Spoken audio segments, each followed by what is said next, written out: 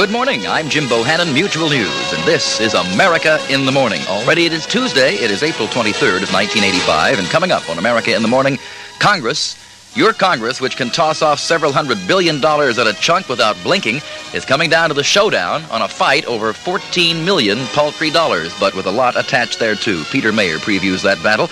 In the Central American jungle, Alan Tomlinson peeks his head through the brush and says, Contras, I presume. John Harchie tells us that banks may be ripping you off. We'll also have Robert Rundy of Money Magazine with another tip on buying, selling, or improving your home. And we'll be having a look at some drive-through religion.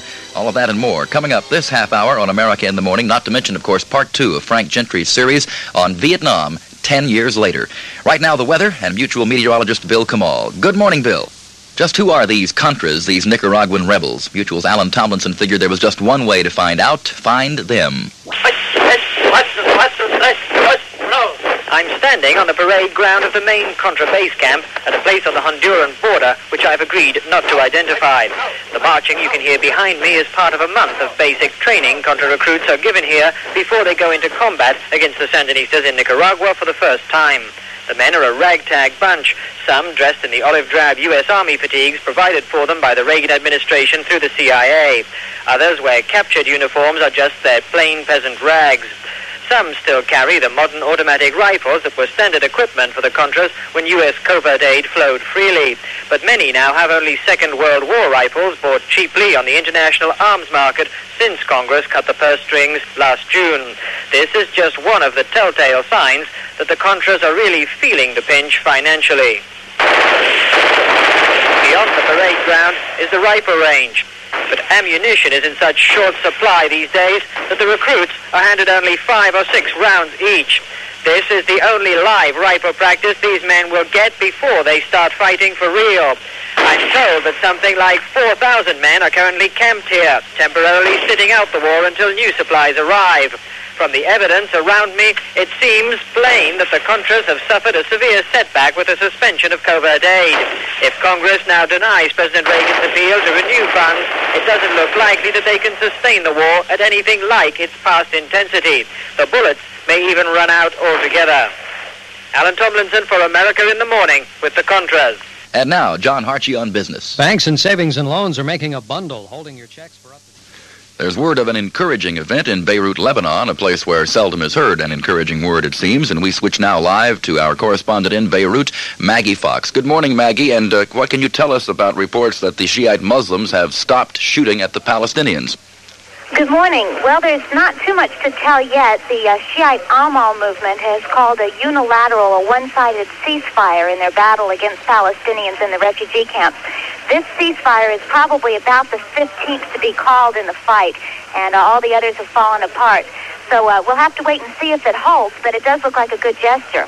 This group that you call Amal of the Shiites, how important are they among the various factions which have been attacking the Palestinians? In other words, if they stop shooting, would it be safe to assume that the others might also stop? Well, actually, it's only Amal that's fighting the Palestinians in the camp right now. The Amal is one of the largest militias in Beirut. It's made up mostly of Shiite Muslims. And it's this group that has been attacking or fighting the Palestinians. So if they do stop fighting, the fighting stops. Have you heard any reaction at all from the Palestinians there in the refugee camp? No, there's no way to get in touch with them. You can't get anywhere near the camps, and there's no way to communicate with them. There's no telephone lines in, so there's no word on how they're reacting. Apparently, they're still shooting back. And one final thing, there is a report from the Associated Press, Maggie, that Syria has agreed to send troops back to Beirut to try and stop the fighting once and for all. Could you offer any confirmation about that? No, they haven't actually offered to send troops into Beirut. Syria actually occupies most of Lebanon right now. It's a friendly occupation. They have agreed to let their troops help the Lebanese army solve the crisis here. That doesn't actually mean that they will physically move any of their troops from where they are right now. All right, that is Maggie Fox reporting from Beirut, where once again the Shiite Muslim group, which has been attacking Palestinian refugee camps, has declared... Today is an off day in the Geneva arms talks. Robin Gould reports on the first day's progress and the effect new Soviet leader Gorbachev could have on those talks. By Thursday, when the second session takes place, it'll be known what effect the change of leadership in the Kremlin will have on the arms talks. The initial session was essentially a scene-setter, giving the two sides a chance to get to know each other. That done, the real talking may get underway tomorrow. Chernenko was the man many people thought responsible for getting the Soviets back to the arms negotiating table. He was a close associate of the former Soviet leader Brezhnev and was also closely involved in the détente politics of the early 70s. Many statements put out on TASS in his name before he died argued that there were real prospects for improvements in the relations between Washington and Moscow. But there have been signs of high-level splits in the Soviet leadership, and one of those dissenters was Mikhail Gorbachev. His instructions to the Soviet delegation in Geneva will prove to be a major indicator of the relationship that he wants to establish with the United States. Despite the optimism from both the Senate observers and from the congressional team, there is a degree of caution being expressed in Geneva. Nuclear arms treaties in the past have taken years to negotiate. In the early 70s, 3 successive arms control treaties, each hailed as a major breakthrough, were signed by 3 presidents.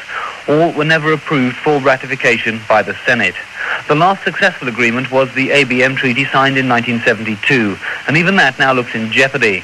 In Geneva, observers from the Senate delegation are voicing concern over Soviet violations. I'm Robin Gould in Geneva. And this is America in the Morning.